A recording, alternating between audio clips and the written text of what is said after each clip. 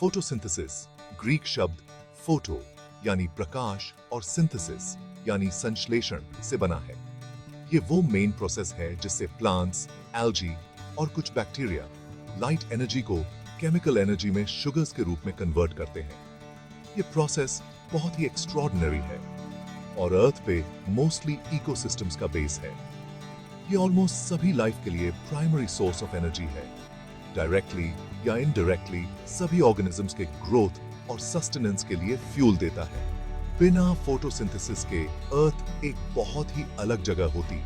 Lush vegetation और diverse life जो आज हम देखते हैं वो नहीं होती। ऑक्सीजन जो हम ब्रीथ करते हैं, फूड जो हम ईट करते हैं, फोटोसिंथेसिस इन सब ऑर्गेनिजम्स के एग्जिस्टेंस का रीजन है। ह्यूमंस भी इसमें इंक्लूडेड हैं। फोटोसिंथेसिस को समझना सिर्फ एकेडमिक परस्यूट नहीं है। ये वर्ल्ड के कुछ एक्स्ट्रॉर्डिनरी चैलेंजेस जैसे क्लाइमेट चेंज, फूड सिक्योरिटी और रिन्यूएबल एनर्जी को एड्रेस करने के लिए बहुत इंपॉर्टेंट है। इस रिमार्केबल प्रोसेस की इंट्रिकेसीज को समझकर हम अपने प्लैनेट पर लाइफ को सस्टेन करने वाले डेलिकेट बैलेंस को समझ पाते हैं। फोटोसिंथेसिस को समझने का सफर बहुत लंबा और इंटरेस्टिंग रहा है, जिसमें हिस्ट्री में कई ब्रिलियंट माइंड्स का कंट्रीब्यूशन रहा है। अर्ली ऑब्जर्वेशंस एरिस्टोटल ने किए थे। उन्होंने प्लांट ग्रोथ के लिए सनलाइट की इंपॉर्टेंस को पहचाना था, लेकिन प्रोसेस की साइंटिफिक अंडरस्टैंडिंग सदियों तक नहीं समझा जा सका। 17th सेंचुरी में ग्राउंड ब्रेकिंग एक्सपेरिमेंट्स देखने को मिले, खासकर जॉन वान हेलमोंट ने, जिन्होंने दिखाया कि प्लांट्स का मास ज्यादा वाटर से बढ़ता है, जो उस समय के बिलीफ को चैलेंज करता था कि सॉइल ही प्लांट न्यूट्रिएंट्स का एकमात्र सोर्स है। 18th सेंचुरी में जोसेफ प्रीस्ली के एक्सपेरिमेंट से पता चला कि प्लांट्स उस हवा को रिस्टोर कर सकते हैं जो कंबस्चन या एनिमल रेस्पिरेशन से डिप्लीट हो गई हो, जिससे ऑक्सीजन के प्रोडक्शन का हिंट मिला। यह जॉन इंगनहाउस एक डच फिजिशियन और साइंटिस्ट थे, जिन्होंने 18th सेंचुरी के अंत में सनलाइट और ऑक्सीजन प्रोडक्शन के बीच क्रूशियल कनेक्शन बनाया। उनके मेटिकुलस एक्सपेरिमेंट्स ने यह स्थापित किया कि प्लांट्स केवल लाइट की प्रेजेंस में ही ऑक्सीजन रिलीज करते हैं, जिससे फोटोसिंथेसिस की हमारी आधुनिक समझ की नींव पड़ी। फोटोसिंथेसिस दो मेन स्टेजेस में होता है, लाइट डिपेंडेंट रिएक्शंस और लाइट इंडिपेंडेंट रिएक्शंस, जिसे कैल्विन साइकिल भी कहा जाता है। ये दोनों स्टेजेस एक साथ काम करते हैं। लाइट एनर्जी को केमिकल एनर्जी में कन्वर्ट करते हैं, जिसे प्लांट स्टोर और यूज कर सकता है। लाइट डिपेंडेंट रिएक्शंस, जैसा कि नाम से पता चलता है, लाइट की प्रेजेंस में होते हैं और क्लोरोप्लास्ट्स के थाइलेकॉइड मेम्ब्रेन्स में होते हैं। इस स्टेज के दौरान क्लोरोफिल और अन्य पिगमेंट्स द्वारा लाइट एनर्जी को कैप्चर किया जाता है, जिससे इलेक्ट्रॉन ट्रांसपोर्ट रिएक्शंस की एक चेन शुरू होती है। यह electron flow ATP, adenosine triphosphate, cells की एनर्जी करेंसी, और NADPH, nicotinamide adenine dinucleotide phosphate, एक रिड्यूसिंग एजेंट जनरेट करता है।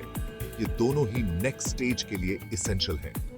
दूसरी तरफ लाइट इंडिपेंडेंट रिएक्शंस को डायरेक्टली लाइट की जरूरत नहीं होती है और ये क्लोरोप्लास्ट के स्ट्रोमा में होते हैं। इस स्टेज के दौरान, जिसे कैल्विन साइकिल भी कहा जाता है, वायुमंडल से कार्बन डाइऑक्साइड को ऑर्गेनिक मॉलिक्यूल्स में फिक्स किया जाता है, जिससे अंततः ग्लूकोज जैसे शुगर्स बनते हैं। यह प्रोसेस लाइट डिपेंडेंट रिएक्शंस के दौरान जनरेट हुए ATP और NADPH का यूज करता है। इन दोनों स्टेजेस के बीच एलिगेंट इंटरप्ले से सनलाइट से एनर्जी का कंटिन्यूअस फ्लो सुनिश्चित होता है, जो प्लांट्स के ग्रोथ और मेटाबॉलिक प्रोसेसेस को फ्यूल देता है। पारिस्थितिकी। Section 4. The players, key components and their roles. Photosynthesis के इंट्रिकेट प्रोसेस में कई की कंपोनेंट्स का क्रूशियल रोल होता है। क्लोरोप्लास्ट्स, प्लांट सेल्स में पाए जाने वाले स्पेशलाइज्ड ऑर्गेनेल्स, फोटोसिंथेसिस के लिए प्राइमरी साइट्स का काम करते हैं। क्लोरोप्लास्ट्स के अंदर क्लोरोफिल, एक green pigment, primary light absorbing molecule का काम करता है। लाइट एनर्जी को कैप्चर करता है और फोटोसिंथेटिक प्रोसेस को शुरू करता है। क्लोरोफिल अकेला पिगमेंट नहीं है। कैरोटिनॉइड्स जैसे एक्सेसरी पिगमेंट्स भी लाइट एनर्जी को एब्जॉर्ब करते हैं, जिससे लाइट के स्पेक्ट्रम को बढ़ाया जाता है, जिसे फोटोसिंथेसिस के लिए यूज किया जा सकता है। ये पिगमेंट्स एक प्रोटेक्टिव रोल भी निभाते हैं, जो क्लोरोफिल को एक्सेसिव लाइट से होने वाले नुकसान से बचाते हैं। वाटर, जो प्लांट अपनी रूट्स के जरिए सॉइल से प्राप्त करता है, एक और एसेंशियल कंपोनेंट है जो लाइट डिपेंडेंट रिएक्शंस के दौरान इलेक्ट्रॉन सोर्स का काम करता है। कार्बन डाइऑक्साइड, जो वायुमंडल से पत्तियों पर स्टोमाटा नामक छोटे छोटे पोर्स के माध्यम से प्राप्त होता है, कैल्विन साइकिल के दौरान शुगर्स बनाने के लिए जरूरी कार्बन एटम्स प्रदान करता है।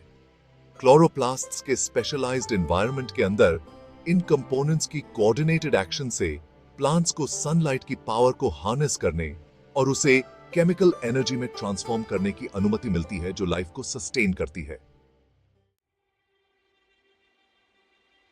Section 5, advancements and discoveries, pushing the boundaries.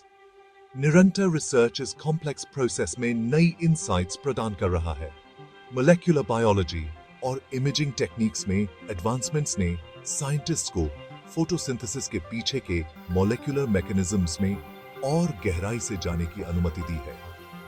Active research का एक क्षेत्र फोटोसिंथेसिस की एफिशिएंसी को समझने और उसे पोटेंशियली एनहांस करने के तरीकों की तलाश करने पर फोकस करता है। उदाहरण के लिए, क्रॉप्स में फोटोसिंथेसिस की एफिशिएंसी में सुधार करने से ग्लोबल फूड प्रोडक्शन पर काफी इंपैक्ट पड़ सकता है। रिसर्च का एक और प्रॉमिसिंग क्षेत्र आर्टिफिशियल फोटोसिंथेसिस है, जो क्लीन एनर्जी जनरेट करने और क्लाइमेट चेंज को एड्रेस करने के लिए नेचर के प्रोसेस को मिमिक करता है। साइंटिस्ट्स ऐसे आर्टिफिशियल सिस्टम्स डेवलप करने के तरीकों की तलाश कर रहे हैं जो सनलाइट को कैप्चर कर सकें और उसे फ्यूल्स या अन्य वैल्यूएबल केमिकल्स में कन्वर्ट कर सकें। ये एडवांसमेंट्स साइंटिफिक रिसर्च की डायनामिक प्रकृति और ग्राउंड ब्रेकिंग डिस्कवरीज की संभावना को हाईलाइट करते हैं, जो मानवता के कुछ सबसे प्रेसिंग चैलेंजेस को एड्रेस कर सकते हैं। कुछ इसी के किस्से थे।